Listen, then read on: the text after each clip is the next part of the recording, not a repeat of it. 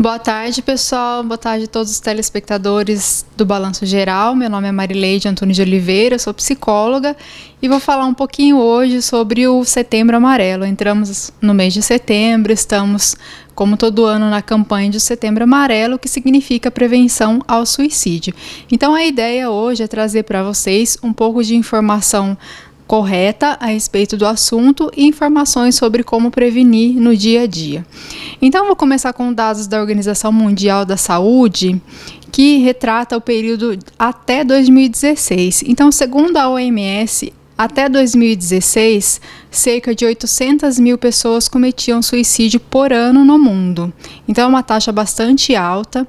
Os artigos mais recentes sobre o assunto trazem que mundialmente, a taxa de índices de suicídio vem decaindo, porém, aqui no Brasil, de 6 anos para trás, o nosso índice de suicídio está aumentando. Então, nada melhor do que podermos discutir esse assunto nesse mês e falar abertamente sobre políticas públicas e cuidado nos níveis individual e coletivo. Então, falando sobre o que provoca o suicídio, é importante a gente sempre ressaltar que o suicídio não tem causa única. Muito dificilmente o suicídio se deve apenas ao fato da pessoa estar triste, apenas ao fato da pessoa ter perdido o emprego e por aí vai. O suicídio, então, é um fenômeno de causa multifatorial, então tem fatores genéticos envolvidos, tem fatores de saúde envolvidos, tem fatores psicológicos, fatores econômicos, sociais e culturais. Então, o suicídio, como um fenômeno, é um fenômeno o suicídio é um fenômeno que preocupa em nível mundial, ele acontece no mundo todo e como um fenômeno de nível mundial, ele precisa da implementação de políticas públicas. Aqui no Brasil nós temos diversas parcerias, a mais famosa delas que está implementada desde há muito tempo, já é parceria do governo federal com o CVV, Centro de Valorização da Vida, para as pessoas que estão em situação de emergência e necessitando conversar com alguém em risco de suicídio. Então, dentro dessas políticas, nós podemos pensar também do suicídio em relação ao período de pandemia. Os estudos em relação à relação do suicídio com a pandemia, eles são bastante recentes e muitas vezes o que nós vamos encontrar é a relação do suicídio com épocas tão difíceis quanto a situação de pandemia que estamos vivendo.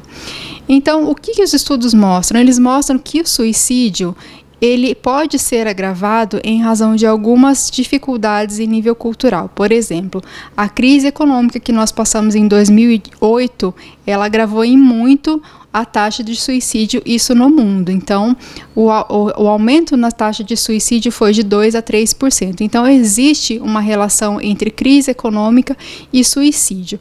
Em relação à pandemia, já é esperado também uma certa situação de agravo se medidas não forem tomadas pelo poder público. Então, desde o início da pandemia e agora mais intensamente, a Organização Mundial de Saúde também vem juntando esforços para que os governos invistam mais em saúde mental. Então, a área da saúde, ela recebe, no geral, no Brasil, poucos investimentos e a área da saúde mental é uma das áreas mais prejudicadas.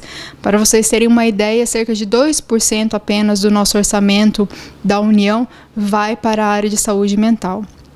E qual que é o problema da pandemia em relação à questão do suicídio? Nós sabemos que as medidas de isolamento social trazem impacto para a saúde mental se a saúde mental não for cuidada. Então, existem alguns grupos que estão mais suscetíveis ao agravo devido ao isolamento.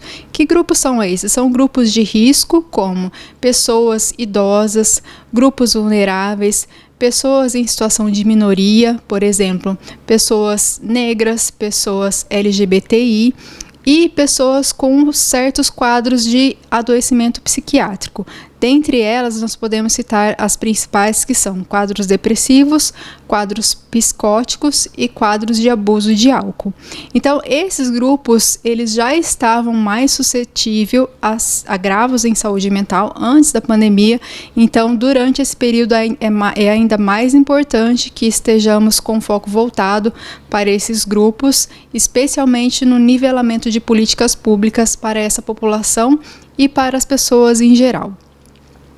Então, os fatores de risco em relação ao suicídio existem tanto no nível grupal quanto no nível individual. Então, o nível grupal são esses que eu falei para vocês, né, que são os grupos minoritários vulneráveis de idosos e pessoas com quadros psiquiátricos. No nível individual, o que a literatura vem mostrando? Um grande fator associado ao risco aumentado de suicídio está no número de tentativas anteriores. Então, se a pessoa já teve uma tentativa anterior de suicídio, ela tem uma probabilidade maior de tentar outra vez ou mesmo vir a cometer o suicídio. Então, esse fator de nível individual também deve ser considerado. Sobre as populações mais afetadas em relação ao suicídio, a literatura mostra hoje que homens têm mais propensão, a taxa, né, de suicídio entre homens é maior. E, além disso, o que a literatura vem mostrando? Que a taxa de suicídio está maior entre pessoas de 15 a 59 anos. Então, homens têm maior taxa de suicídio e pessoas entre 15 e 59 anos. Vale lembrar também que até pouco tempo atrás, crianças e adolescentes eram consideradas populações fora do risco de desenvolvimento de quadros psiquiátricos. Hoje nós sabemos que sim, crianças e adolescentes eles adoecem psicologicamente, mentalmente e precisam de cuidados. Então hoje nós sabemos que crianças e adolescentes também são suscetíveis ao desenvolvimento de transtornos psiquiátricos e a um possível quadro de suicídio. Então é importante nós ficarmos atentos a isso. Inclusive, são dados também da literatura que o risco de suicídio entre adolescentes vem aumentando em razão de muitos fatores, inclusive os adolescentes hoje, existe uma grande parte de menção a políticas públicas voltadas à saúde mental dos adolescentes que hoje estão em risco de adoecimento psíquico e psiquiátrico, e uma das grandes preocupações é realmente o risco de suicídio dentro dessa população. Então, se você conhece alguém ou se você mesmo já esteve envolvido em tentativas de suicídio, já pensou em suicídio, você pode adotar algumas medidas. Se for alguém que você conhece, é importante que você não recrimine a pessoa, não julgue, não mostre preconceito e também não minimize o problema dessa pessoa. Você nunca sabe o que a outra pessoa está passando e o melhor que você tem a fazer é ouvir e oferecer ajuda. Então, se você não tiver em condições de oferecer ajuda, e a ajuda que eu digo é ajudar a pessoa a buscar ajuda especializada, você pode ouvir essa pessoa. Ou você pode pedir a alguém para que ajude essa pessoa, ou ouvindo, ou a buscar ajuda profissional. No caso das tentativas de suicídio, da ideação suicida, é importantíssimo que essa pessoa procure ajuda profissional especializada. Ela não pode ficar sem um acompanhamento. Então, se você conhece alguém que pensa, que relata ou que já falou em suicídio, ajude essa pessoa a buscar ajuda profissional, porque ela precisa passar por uma avaliação de um especialista para que a melhor conduta médica seja adotada. No seu caso, você também pode adotar algumas dicas práticas. Então, por exemplo, você precisa buscar ajuda profissional. Às vezes, as pessoas elas ficam em dúvida sobre o julgamento alheio. Eu não vou procurar ajuda, eu não posso procurar ajuda porque eu tenho que ser forte. Mas nós sabemos que hoje a melhor prevenção é justamente essa, é você buscar ajuda, porque isso significa fortaleza e não fraqueza. Então, se você experienciar essas questões ou conhecer alguém que está experienciando essas questões, não deixe para o dia de amanhã. Ajude essa pessoa a buscar ajuda, e se for você mesmo, busque ajuda o quanto antes. O suicídio ele é um problema grave que não deve ser minimizado, não deve ser ridicularizado, e nós devemos tratá-lo com muita seriedade e muito respeito. Com relação à prevenção do suicídio, hoje também existem vários programas em níveis municipal, estadual e federal em relação à valorização da vida.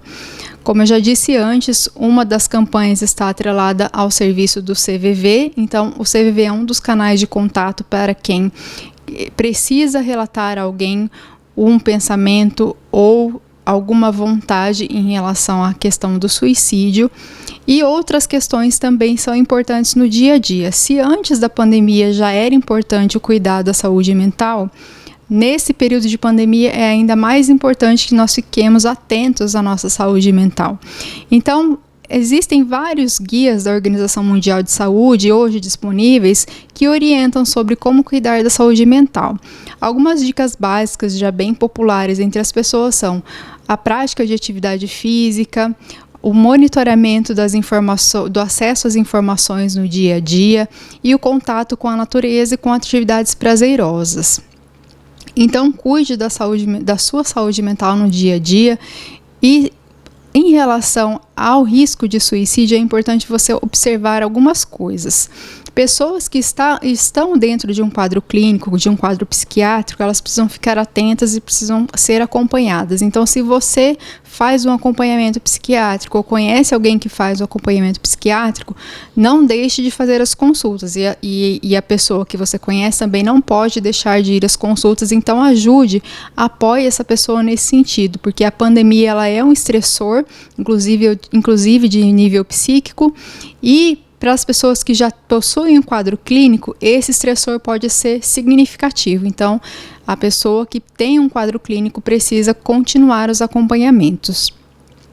Em relação aos fatores de risco para a prevenção ao suicídio, nós também temos da literatura algumas questões. Então, por exemplo, como que está o seu nível de esperança hoje no geral? Nível de esperança em relação à sua vida, em relação às pessoas, em relação ao mundo em geral?